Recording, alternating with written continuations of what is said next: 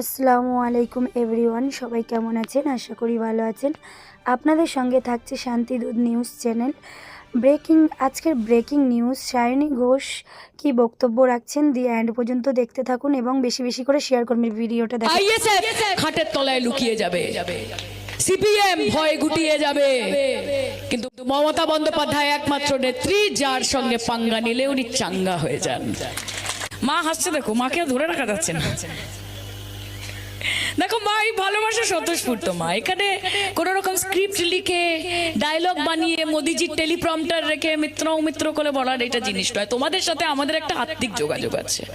আমরা হৃদয়ের অন্তরের অন্তঃস্থল থেকে প্রাণগঞ্জে এসে প্রাণের কথা বলছি তোমাদের সাথে।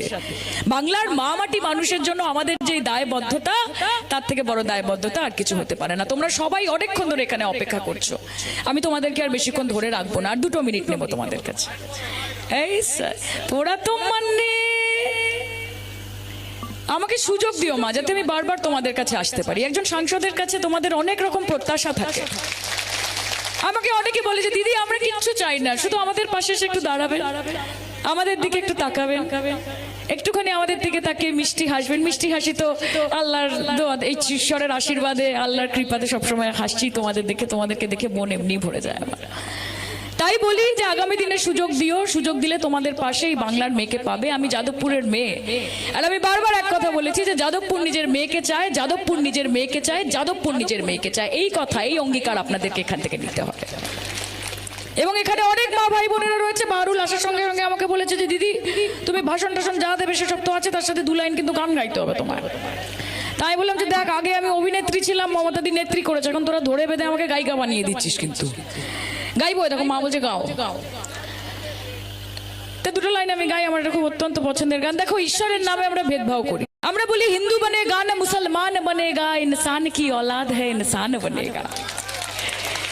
আমরা বলি পৃথিবীটা মানুষের হোক, ধর্ম থাকুক অন্তরে। পৃথিবীটা মানুষের হোক, ধর্ম থাকুক অন্তরে। মসজিদেতে আজান চলুক, ঘন্টা বাজুক মন্দিরে।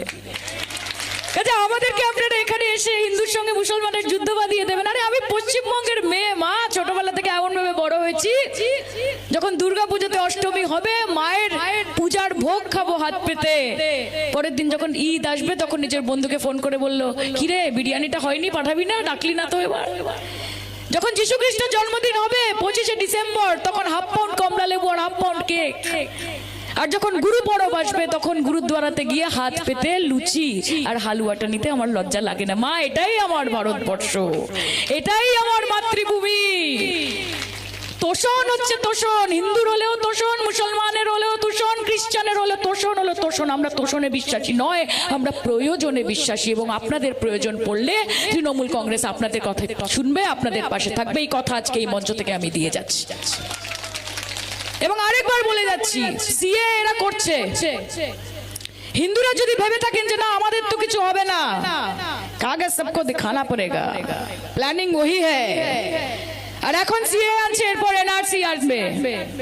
আর তখন যদি আপনাদের জন্য কেউ লড়াই করে, আপনাদের জন্য, আপনাদের অধিকারের জন্য, আপনাদের নাগরিকত্বের জন্য, আপনাদের জমির জন্য, আপনাদের মাটির জন্য, আপনাদের সন্তানের জন্য, আপনাদের পরিবারের জন্য, তাহলে তার নাম শুধুমাত্র মমতা বন্দ্যোপাধ্যায়। এই কথাটা মাথায় রাখবেন। কাজে চিন্তা করবেন না। ঘাম দিয়ে, রক্ত দিয়ে, নিঃশ্বাসের শেষ নিঃশ্বাস অবধি আপনাদের সঙ্গে থাকার অঙ্গীকার আমরা এখান থেকে করেছি। এবং কেউ যদি এসে আপনাকে বলে যে আপনি এই ভারতবর্ষ এবং এই পশ্চিমবঙ্গের নাগরিক নন, তাহলে তাকে জোর গলায় মাথা উঁচু করে শির দ্বারা সোজা রেখে বলবেন যে আজ जो साहिबे मसनद है वो कल नहीं होंगे, आज जो साहिबे मसनद है वो कल नहीं होंगे। किराएदार है सभी यहाँ, किसी का ज्यादती मकान थोड़ी है। सभी का खून शामिल है यहाँ की मिट्टी में, किसी के बाप का हिंदुस्तान नहीं है।